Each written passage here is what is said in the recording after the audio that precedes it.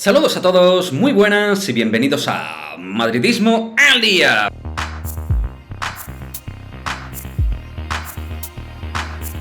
Victoria del Real Madrid en las semifinales de la Supercopa, 72-70 frente a Lenovo Tenerife, donde la verdad, tal y como titulamos en nuestra página web de madridismoaldia.com, el Real Madrid venció en las dificultades, ¿no? Porque hay que decir que ha sido un partido de carácter competitivo, ¿no? Sin grandes alardes, sin gran juego estético, sin grandes filigranas baloncestísticas. Este equipo ha sacado mucha mentalidad competitiva en forma de victoria, gracias sobre todo a la defensa, porque obviamente con los porcentajes de tiros de 3 que nos hemos vuelto a marcar, porque no es novedad, ya en pretemporada el equipo ha evidenciado estos problemas desde el 6.75, pues obviamente sin defensa este partido es absolutamente imposible que lo ganes frente a un equipo del nivel de Lenovo Tenerife. Los porcentajes podríamos hablar de ello y reducir todo a la incapacidad que hemos tenido para anotar. Tiros liberados, tiros más o menos fáciles, otros más complejos, pero que por calidad podríamos anotar, y no voy a recalcar y repetir la falta de un tirador puro y duro que tiene este equipo. Creo que en este vídeo no toca, ya lo hablaremos en otro más concreto con esta cuestión, pero también me voy a quedar con cosas buenas, no solo con la ineficacia o la ineficiencia dentro del tiro, ¿no? Creo que en defensa hemos tenido muy buenas manos en la línea exterior, muchas ayudas de gente como Taylor, Hanga, muy buena defensa de Nigel Williams-Goss, que luego fue clave en la segunda parte para determinar un punto de inflexión dentro de lo que fue el partido. Incluso Eurtel, que no es un buen defensor por naturaleza, hizo un sobreesfuerzo. Yabusel, que jugó absolutamente todo, ha terminado reventado defendiendo en el 4, reboteando mucho, cogiendo 8 rebotes, casi rozando los dobles dígitos con esos 15 puntos. Y siendo junto a Fabián Coser, Nigel Williams-Goss, para mí los 3 mejores. A nuestros pivots no voy a entrar en muchos detalles con el tema del arbitraje. Creo que de las 10 faltas que les han pitado a nuestros dos centers, a Poirier y a Tavares, de las 10 probablemente la mitad sean falta y la otra mitad no sean falta. Y de esas 5 no faltas, 2 o 3 han sido falta en ataque clara de Shermardini, que sabemos que es un jugador que nos complica muchísimo en el juego estático, muchas veces nos genera problemas, y este año con Tavares llegando del Afrobasket y con Poirier un tanto ansioso en algunas jugadas y en otras injustificadas faltas, en este caso que se lo han pitado, pues hemos tenido muchas problemáticas con el pívot georgiano. También con Marce Huertas en el bloqueo central, más que con Fittipaldo, con el uruguayo, y ahí sabíamos que estaban las claves del partido. Suleimani también, yo creo que su baja les ha hecho daño, no tanto como lo excusa Vidorreta, que parece que ha sido la única clave por la cual han perdido el partido y no por todos los triples que han fallado en el último cuarto. Me llama poderosamente la atención. Y sin tampoco poner en valor lo que ha sido el compromiso y el bajar el culo que ha tenido el Real Madrid en la pizarra defensiva, que también ha sido muy importante ahí. Lasso ha dado con la tecla, y los jugadores, ¿no? que han dado el do de pecho.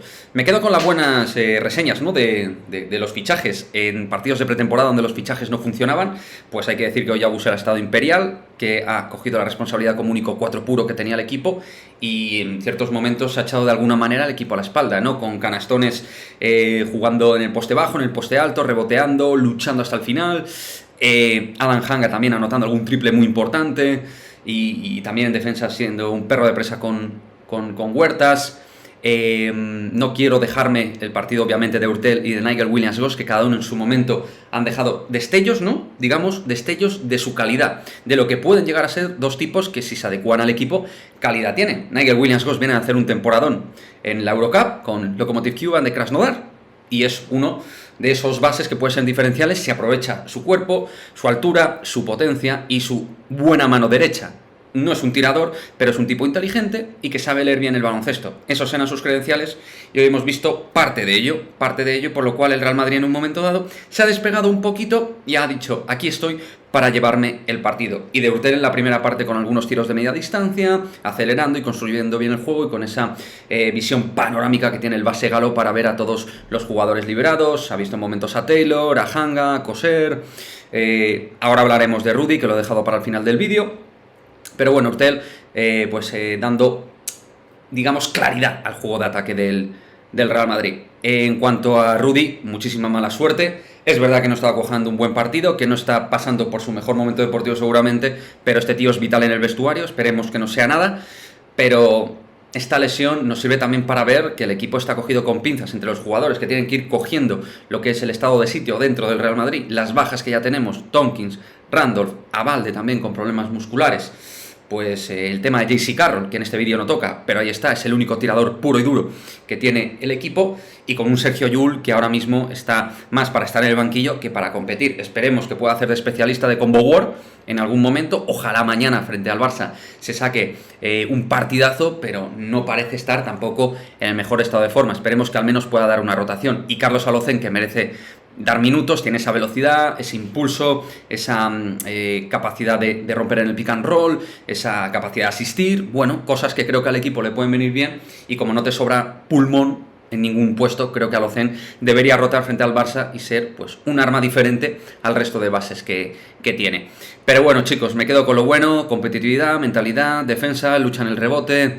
Me quedo con estos elementos, con la capacidad de jugarnos balones calientes y anotarlos, con el buen hacer de los fichajes en el día de hoy, que creo que es una noticia muy importante. Y de cara al Barça, obviamente el Barça es muy favorito, no mega favorito, pero claramente favorito.